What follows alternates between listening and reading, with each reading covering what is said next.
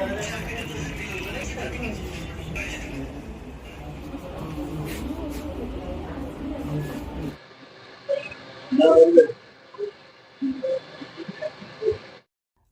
ফুল আমরা প্রিয়জনদের দিয়ে থাকি।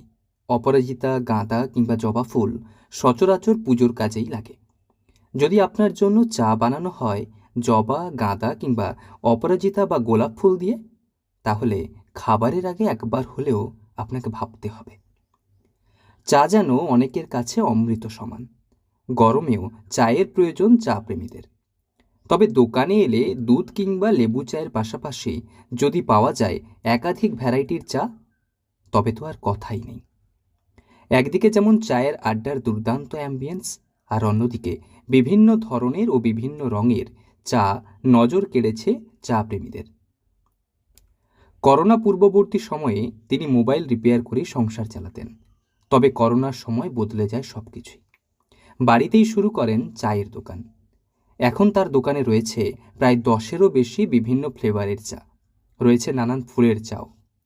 একদিকে যেমন বিভিন্ন রং, তেমনি হরেক রকম স্বাদ। সকাল থেকে সন্ধ্যা বেশ ভিড় থাকে তার দোকানে। সারাদিনের ব্যস্ততার মাঝে বিভিন্ন ফ্লেভারের চায়ে চুমুক দেন বহু মানুষ।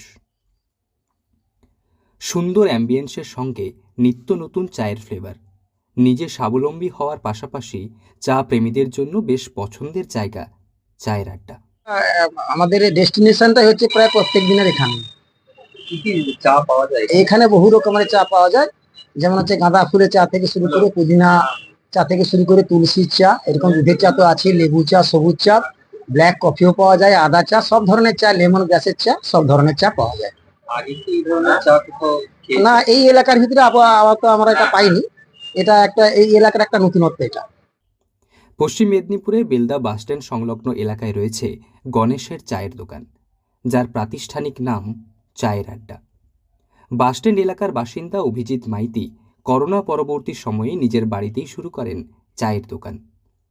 বর্তমানে তার কাছে বিভিন্ন চায়ের পাশাপাশি রয়েছে গোলাপ চা, জবা চা, অপরাজিতা চা, গাঁদা ফুলের চা সহ বিভিন্ন ভ্যারাইটির চা। শুধু তাই নয়, দোকানের ব্যাকগ্রাউন্ডকে সাজানো হয়েছে বিভিন্ন চায়ের উপকারিতার ব্যানার দিয়ে। প্রথমে এসে মানুষ তা পড়ছেন, তারপর তাদের পছন্দ মতো চা খাচ্ছেন।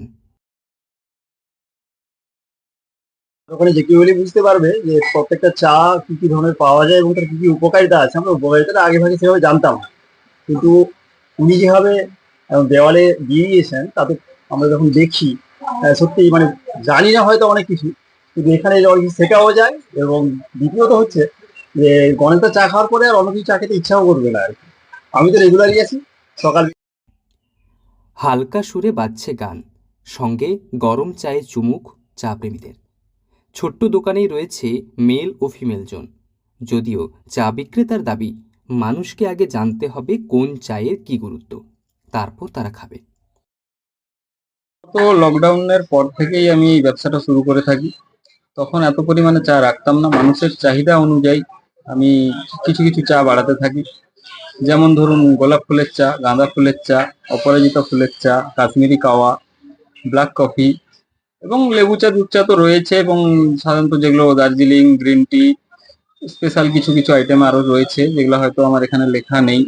এছাড়া মানুষ কেন চা খাবে আমার কাছে, ওই কারণ যে চায়ের উপকারিতা। যেমন ধরুন ফুলের চা গুলা মানুষ সাধারণত জানতো না যে ফুলের পাপড়ি দিয়ে চা খাওয়া যায়।